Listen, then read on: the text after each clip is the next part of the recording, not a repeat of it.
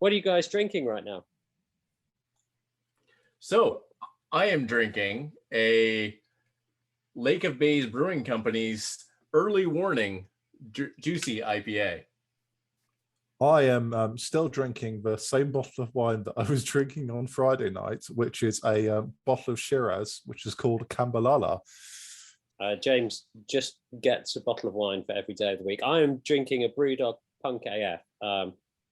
I know it is Wednesday for you, dear listener, but it's still Friday evening for us. So if we're really confused and time doesn't make sense, that's why, and I apologise in advance. But welcome to a special episode talking about stupid James Bailey's latest evil plan, which is the Herd Club Championships. James, tell us what it is. So the Herd Club Championship, or HCC, is a culmination of sheer evil, which will basically culminate in your first effort across 4 different race events. So we have, at the weekend, we've got the Herd Summer Racing League, followed by the Herd of Mountain Goats, which is our climbing series, followed by the Stampede, which is our individual time trial event, followed by the Bullseye, which is our first over-the-line multi-lap points race. And I believe Craig has some thoughts on the individual routes that I've chosen. Oh, do I have thoughts? Goody. I mean, James, so I know Before we jump original... to that, though, Craig, I hate to cut off it. I love cutting off your thoughts. What are the routes? Let's run through those, and then let's understand how it's scored, and then let's tell James how stupid he is. Okay, so the Herd Summer Racing League, that's probably is Chomper. So that is one of the new McCurry Island routes. It is a mix of tarmac and Sorry, dirt. Craig. Did Craig go off any of you there? So what? Did you lose Craig's bandwidth there? No, that was just you. I did, and as I'm recording, that is a problem. So, Craig, tell us about the routes. So the first route, the Herd Summer Racing League, is going to be Chain Chomper. So that's one of the new McCurry Island routes, and it is a mix of tarmac and gravel. So it's 3 laps. There's 3 primes per lap. 2 of the primes are tarmac, 1 is gravel. I am very interested in this course, but I'm going to leave that for now and jump to the Herd of Mountain Goats course. Is going to be Ventop, which is the most evil thing James could have done. And then we've got the individual time trial, the Stampede, in that route is the Volcano Climb After Party, which I think it might be the first James race I ever rode was on that same course. And that's going to be interesting. That is a genuinely intriguing individual time trial course. And then the finale, and I'm very interested, and I think it's going to be an exciting race that James, you chose to make the Bullseye the finale of the club championships. So that route is going to be the Queen's Highway. And for everybody that did Herd Summer Racing League a couple of weeks ago and did the route that we did 2 weeks ago, this is the opposite way around. So that was Dutch Estate, but yes, as you mentioned, Queen's Highway is the entire opposite. Cool. So James, how's it going to be scored? Obviously, we've got Summer Racing League, which is a points-based race, is how we determine the results based on the primes and our GC position. We've then got 2 rides which are time-based. It's just first across the line GC, and then we finish with the result with a race that is purely points based. Again, worked out on your time across the banner, or your position across the banner in the Bullseye. Yeah, so I'll start off with the 2 easy ones. So Mountain Goats and Stampede are both going to be time based across all of the events for that series. So every event of the Mountain Goats, all the times will be collated and they'll be scored fastest to slowest, and the same with the Stampede. So the fastest time will get 100 points. Second fastest will get 99, third fastest will get 98, and so on and so forth. So what if more than 100 people enter? Then some people will not score points. And to those people, I apologize. The slightly more complicated ones, so the Summer Racing League and the Bullseye. So obviously in each of those two events, you score points based on the prime. So in the Summer Racing League, they're fastest through second points for the 2 KOMs and the sprints in the chain chomper, as well as the bonus points you'll get for your position over the finish line, whereas Bullseye will be, you score points based on your position over the line each lap. There will be up to 50 championship points on offer, and they are based on your performance against other herd riders. So if, let's say, there are 2 herd riders who finish in front of you, so one of them comes second, one of them comes 5th, and you come 8th, you will score 48 points for being the 3rd best points haul of the herd riders. So and that's in each individual ride. So if we in do each individual Bullseye ride, number 1, then we'd score that. If Becca, Brent, and Chris did Bullseye number 2, they would score based on their positions in that race. We're not competing. So that is determined by each individual event, whereas the Mountain Goats and the Stampede is across all the events for that race series. So really, it's encouraging people to do that last event, particularly because it's going to be easier to get points in the Herd Summer Racing League and the Bullseye. Yeah. Because there's more opportunity. The field is going to be spread thinner. If we're adding everyone together, there's probably going to be more than 100. So I look forward to scoring no points on those, maybe not even entering them. So to be fair on that point, I don't think we've ever had more than 100 people in a category across the Stampede. Probably in the Herd Summer Racing League, but with Mountain Goats and Stampede, I definitely in Stampede, we haven't had more than 100 people in the category over the 5 events we run. Maybe on Mountain Goats, probably not. So if anyone doesn't score any points, I think the number of those people is going to be very, very low. Challenge accepted. Yeah. Prove me James, wrong. I'll be very happy.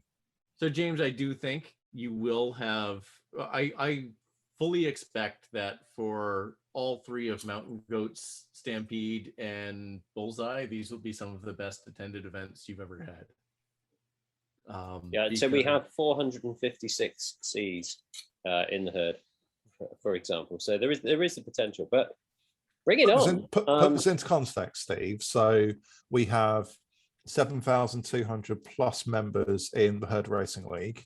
So in theory, these should all be people who either race, like the idea of racing, or want to race. And for the Zwift Racing League signups, I have 356. Mm-hmm. So we may well have 500 odd Cs, but I will be very surprised if we get more than 100 turning up to one event. Prove me wrong, people. There we go. Prove Bailey wrong. Something music to all our ears. So we talked about the points, we talked about the routes. Let's break those routes down a little bit more. So let's start with the Herd Summer Racing League route, which is going to be, Craig, Chain Chomper. And so this is a pretty new course. Now, James, you did have it scheduled in Shiri Series 2 in the HSRL points format. That did happen. Yes. Was that 2 laps on that one? It was 2 laps. Yeah. So this one's going to be 3 laps. So there's a little bit of a difference there. So it's the Country Sprint, the Castle KOM, and the Temple Reverse KOM. Is that correct? Yep. So the Temple Reverse is shorter than the Temple KOM. And that's the dirt bit. But you go back down the Temple KOM. The I think we've definitely talked about it a lot, and about this course. I think the accepted view is it's not worth a bike swap for your time around the course. It might be worth a bike swap for your time up the Temple KOM. Actually, it definitely is worth a bike swap if you only care about your time on the KOM, on the segments. So it's very much the balance between those two things. And I think you've got to go gravel bike on this, because I think the question is, where are you going to be going all out, and it's up that climb, and that's where you're gonna have to work so hard if you're not on a gravel bike to stay with the people who are on the gravel bikes. I don't think you win that back on the way around. So I think that depends entirely on where in the field you are. If you are top end of your category, full on aero is absolutely the best way to do it, because you've got the country sprint, you've got the castle KOM, and then you've got the Temple Com reverse. So I think over the course of the lap, your full-on road aero is going to be quicker than taking a gravel bike, because you're going to lose time on the tarmac on the gravel. Yes, you're going to make up a bit of time on the dirt section, but if you are just going for the primes, then yes, full-on aero for country sprint, castle com, then bike change probably to mountain bike, to hammer the Temple KOM. But you need to bear in mind that there are points on offer for your finishing position. So GC will definitely play a part. So over 3 laps, so that's 450. So there'll be probably 150 points on offer for your finishing position as well. So it depends where you are in the field. If you're likely to be mid or towards back of the pack, then a bike swap's an option to hammer that prime to try and pick up a few positions. Yeah, and that's really the thing. I mean, so it's if you really think you're faster than the group you're in, you can pull the bike swap even if they don't. Absolutely hammer the prime. You'll make up some time on the downhill that's dirt as well. If you are managed to go by them and they don't draft you, then you have time for a bike swap. I don't think that's going to happen. I think they're going to draft you on that downhill. You're not going to make up enough time to put in a bike swap.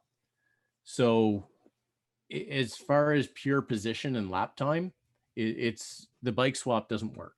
But if you have a bit of a buffer around you, the bike swap works for the primes. So it's very much a reactive to what what your own situation is within the race and where people are around you.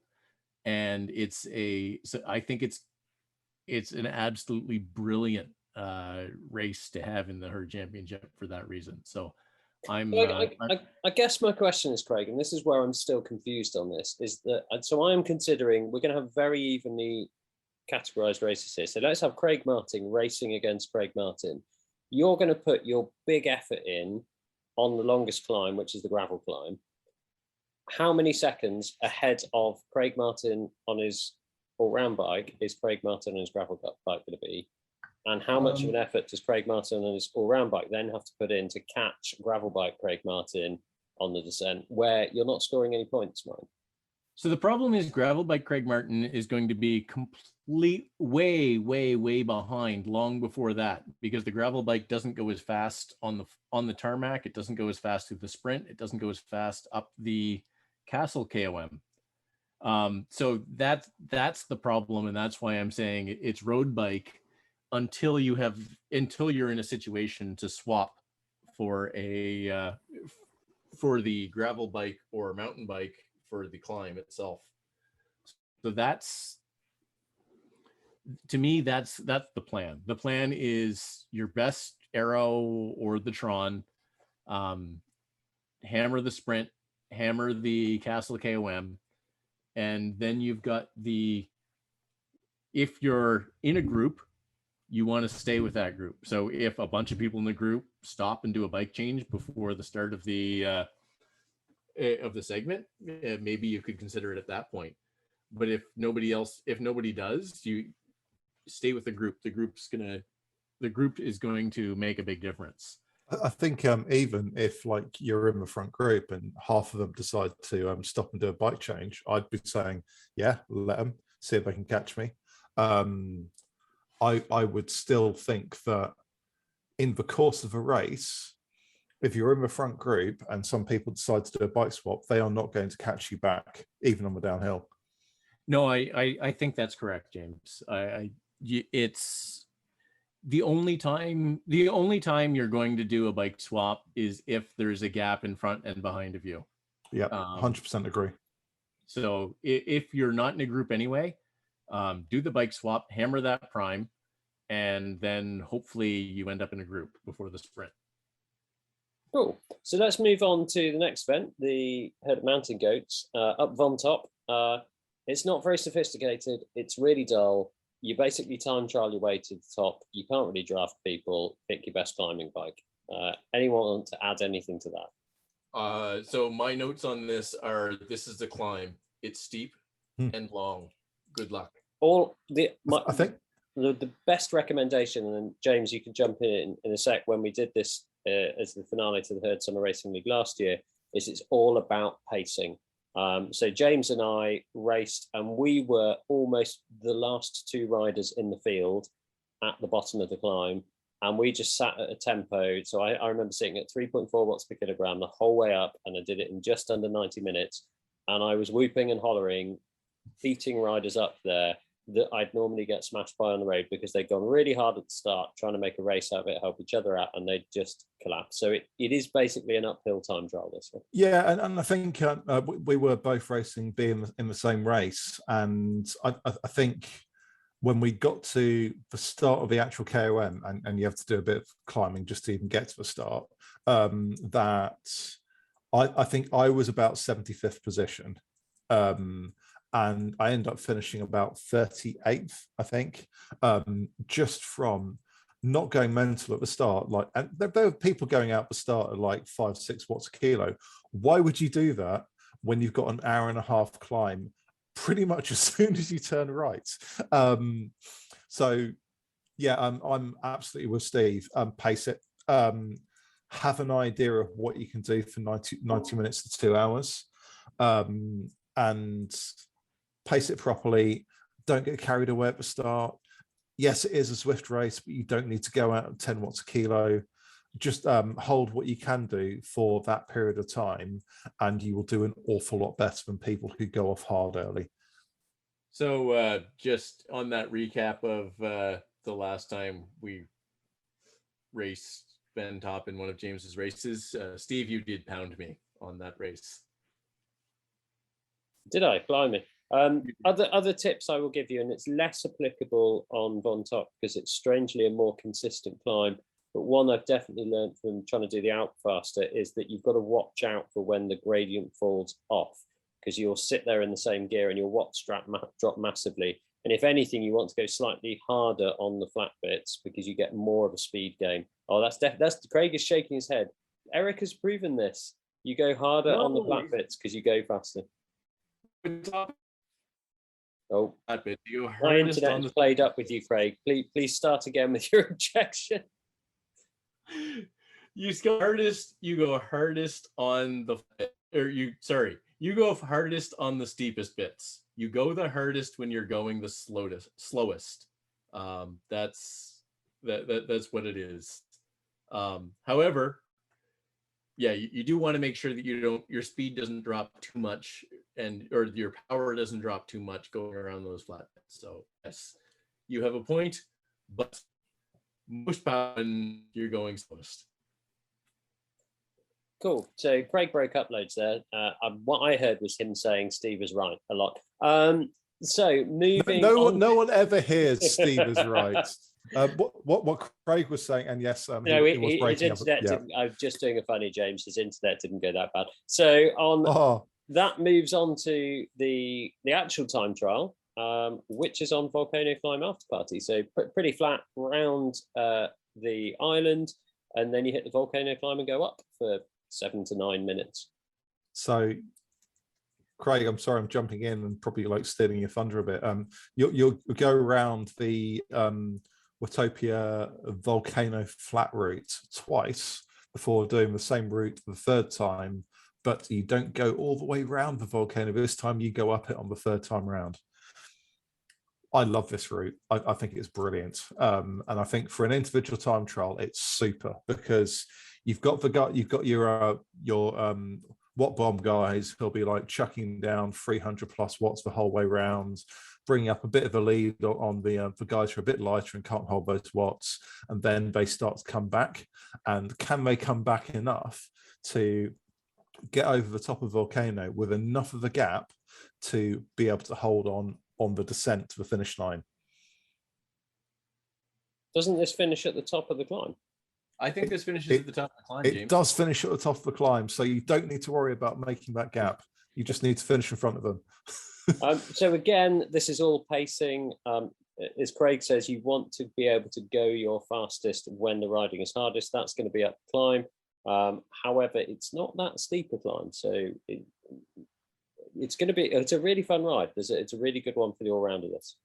Yeah. So I guess when I looked at this one, and I looked at it because I haven't raced this in a long time, and I looked at it and like, it's a little different, but conceptually it fits into the arguments we have about Bologna TT, where there's a big long flat part, and then we have a climb at the end, and it's really flat. I mean, compared to Bologna TT, there's a few more little kickers and stuff that we're going to have to surge on, but it's mostly flat for most of the race. And then there's a pretty sizable climb at the end. And I mean, funny enough, it's the same length of climb as Bologna TT, but it's definitely more about, as far as bike choice and all that, it's more about aero than Bologna is. So yeah, to me, it's definitely your best aero TT bike. And yeah, that's that. This is entirely an exercise on race planning and how hard do I go to be able to then still be able to do my best on the volcano climb. Yeah, it's really tricky. So Bologna, it's about half and half the time you spend on the flat versus the time you spend on the climb. In this one, you're going to do 36 Ks on the flat, so you're spending a good 45 minutes maybe on the flat before you then go uphill. I'm actually so 4 Ks. I'm actually very impressed that you've researched this to that level, but it's 36K before we start climbing. But so going back to Craig's point about Bologna. So Bologna is a very, very straightforward, or I say very, very straightforward. It's a very, very painful, but very straightforward equation that you generally want to do 90% on the flat and 110 on the climb. Whereas on this, you probably want to do more like probably 95 to 98% on the flat, and then try and do 105 to 110 on the actual climb. I love summit finishes and I love the after party routes, and this is a great one just because the volcano is not the steepest in the whole world, but it's a really solid effort that's probably going to take you 7 minutes if you're really, really fast, 7 to 10 if you're not an A. But yeah, no, I love the volcano climb, and I think having 2.5 laps of flat before it is a really great leveler for all types of rider.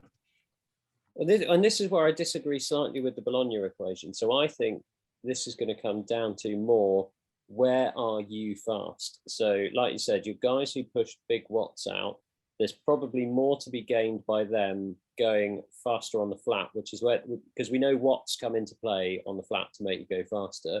And the guys that are lighter don't push out as many watts, that they probably want to save a bit more for the climb, because your watts per kilo are going to have more to play there. So Yeah, it's a really interesting one, almost worth a kind of couple of scouting rides to work out how you're going to ride it, this one, because I don't think there is a straightforward equation on it.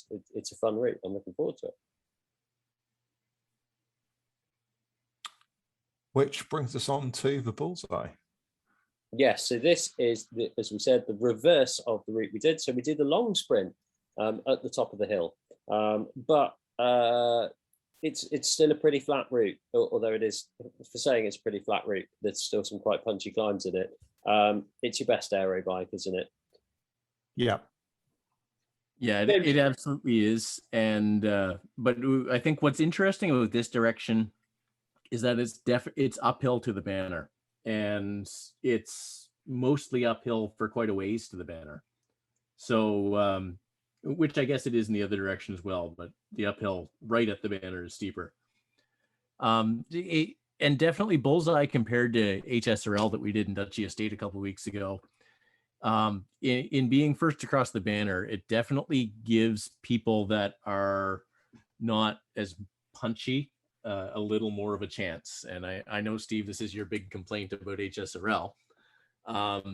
Yeah, you can go a little earlier. It rewards, but so I think the other problem though is that it definitely rewards people in the front group for attacking and thinning out their group. So I think it's going to be really interesting. I think in making this a club championship, we're hopefully going to get a lot more people in each race than we normally do.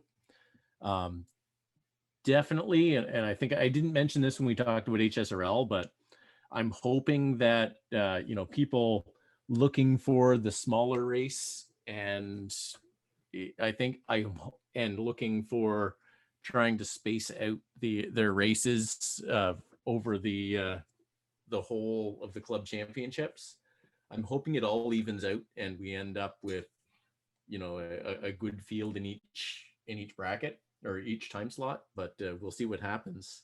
I think that will be lovely, but I still expect comfortably the largest numbers in the European evening slot. Yeah, no, I know, James, and I'm probably going to do that 8 p.m. for me slot, and it's probably going to be the smallest race. But I mean, it's the one that works for me on weeknights. So yeah, exactly. And realistically, at the end of the day, the multiple slots are there for convenience for everyone. Like I don't expect people to be able to race at 2:00 in the afternoon in the US or 11 o'clock on the Pacific coast, just to take part in that one event that happens in Europe at 7:00 in the evening. So I think, yes, that there are advantages to be had by doing the quieter races, but it's the best of a bad situation. So as we've said, the bullseye is one of the lesser attended races. So I think it's really important to go over the rules of the race. People who've done ZRL will be familiar, but it is the first to cross the line on each lap. And I think this is what you're mentioning, Craig. It does play into some different tactics. And on the opposite course to this one, the other way around, I remember having a great race against Orjan in the Seas, who could beat me not even 9 times out of 10, pretty much 10 times out of 10 in the sprint. But because of the rules, it was first across the line. I would attack him on the hill and basically make it a 1 kilometer sprint every time, knowing that I could beat him up the hill over that kilometer. And then he would catch me up on the top because he'd sprint that bit just to catch up to me. So there are some opportunities for slightly different tactics on this, which is what I think makes the bullseye particularly fun on this type of route. Yeah, I'd absolutely agree. And I will say, I definitely would want to attempt that 1 kilometer sprint against Orjan anymore. So he's gotten a lot more fit, but yeah, it leaves open a lot more opportunities. And I have seen somebody win a bullseye with a banner attack and then winning several laps by attacking the banner. And then there were a number of us that I had been the guy. He had done the banner attack 4 or 5 laps in a row. I'd said I chased it every time, and the guys had come with me. I said somebody else chase, and they didn't chase, and the guy ended up winning the race because of it. So Yeah, there's a lot of really interesting tactics in Bullseye. Cool. So that's the rides. Do we want to talk about kind of not pacing, but kind of effort-based strategies? So are we going to try and space out our efforts through the week?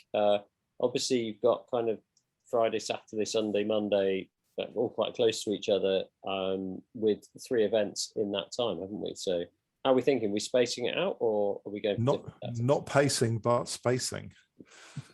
I am looking to generate as many rest days as possible. So I'll be doing Friday Summer Racing League, Sunday Mountain Goats, Monday Stampede, Wednesday Bullseye. Yeah, so I guess I was looking, and this is where there's all these options with all these time slots. So I probably won't be able to do HSRL on Friday, so I'm probably doing it Saturday. Then I was actually definitely thinking about actually doing the race 1 Stampede and doing it before the Mountain Goats race, to then after post Ventop give me a rest day. So that's one that's really interesting, that you can sequence them a little bit as well. Now I'm not sure that's the best thing for me. Maybe I need to be fresher for Ventop than I do for VolcanoCom After Party. So I haven't really looked at it 100%, but I have looked and seen that both options are there. So the other thing is, and James, you mentioned it, that you want to do the Friday HSRL. So I think a lot of people are going to do that. And then I guess the question becomes, then is it more advantageous to do the Saturday HSRL because so many people have done Friday? So it's that can play out as well. So I think it's figure out when you're going to race, when you can race. And I think I don't think whenever you're going to race, you're going to be at a huge disadvantage. I think there's trade-offs for whenever you're going to race. Yeah, as I do the race 7 HSRL, because nobody's in it, and treat it like an endurance ride, I will feel incredibly smug. Or you could do race 7 HSRL as your warm up for that evening's Stampede. Yes. It's going to have to be a pretty long warm up. There's like 4.5 hours between them. Yeah, that's a warm up. Yeah, and that's definitely where I think even more than that HSRL on Chain Chomper, I think the 2 TTs, because essentially the Ventop is a TT, I think those 2 are definitely going to interfere with each other. And that's where whichever one you do first, there's a little bit of, do you go absolutely to the bottom of the well or not? Are you going to be able to recover to be able to do the other one? So there's also the most points available for those 2 events. So yeah. Well, this is going to be interesting to see how it plays out, because in a way, it's also the least points available. So if we have a field of 100, they're all going to count for the Mountain Goats and the TT. If that field of 100 is split 7 ways, there's kind of more points for. If I finish last in all the events, I'm getting more points in the Bullseye and in the Summer Racing League. So yeah, it's a fine balance. There's going to be some start time strategies here, isn't there? Definitely. We shall see. Right, nice one, folks. I think that's a really good roundup. Hope everyone enjoys the Herd Club Championships. I think big plug from us to get on Discord. It'd be great to just have a really busy Discord channel. Everyone's going to be doing the same ride. Everyone's going to be suffering. It's going to be fun. You can even try announcing tactics, like Craig does. Hey, who wants to do a banner attack with me? So yeah, get on Discord when we do it. We'll all be there when we're riding on it. So and hope to see many of you there as well. See you all there, folks. See you there.